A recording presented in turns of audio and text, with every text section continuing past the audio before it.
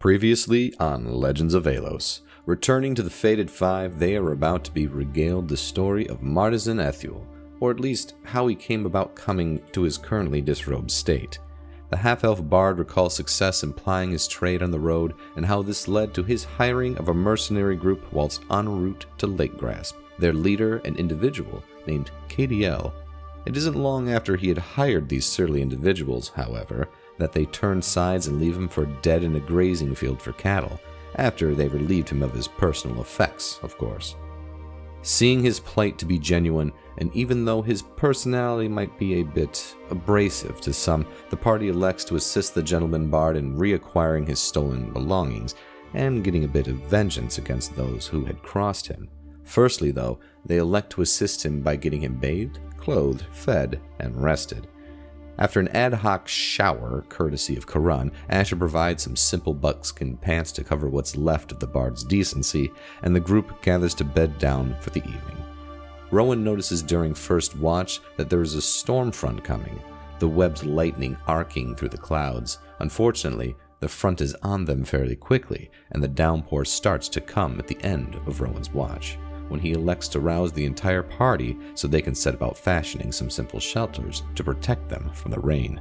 Collectively, they are able to muster up a large enough shelter for 5, which is sufficient as at least one person will be on watch, so the remaining that are resting will be covered.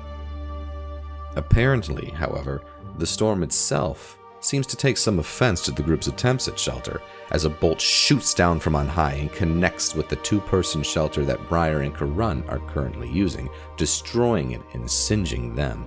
Replacing the shelter is a ball of electrical energy that eventually forms into a lightning elemental about the size of a halfling, which promptly engages the party. One issue that becomes apparent to the party is that melee damage is not without consequence, Rowan making contact with his blades only to receive a shock as the energy of the being's body discharges into Rowan's arms.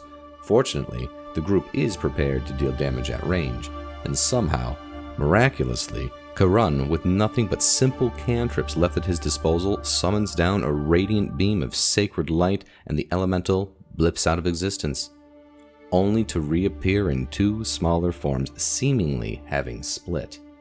Rowan and Briar use steel and stone to rock the world of one of the 2 remaining elemental fragments, and with a scathingly insulting taunt from Martisan crippling the last creature, Asher knocks the being prone, while Karun musters another sacred flame. It cuts through the storm and obliterates the final fragment, the remaining clouds parting along with the creature. The remainder of the night is less eventful, though Asher does receive a foreboding message from a canine messenger in the night, and with the weather improved now, the party finally finishes their rest. In the morning, the 5+1 go about morning routines in preparation before setting off towards Lowell again. Most of the trip is spent with Martisan learning about the party when eventually they encounter the remains of an ambush. After some investigation, the group, with Martisan's confirmation, determined that KDL's party must have been ambushed by another bandit party. Evidence found in the corpse of one of her lackeys being present, and Heron, a lone survivor of the assaulting party, minus a hand for his troubles, confirms their speculations. Despite this wounded man being a bandit himself, the party elects to save him from his fate and permits him to travel with them to Lowell. He does provide some modicum of insight as to what transpired, and the group certainly keeps him under surveillance. Martisan is also able to scavenge a workable enough outfit from the remains of the fight before they continue down the trail until nightfall in camp. Briar and Karun take full watch together this time, taking advantage of their elven trance states.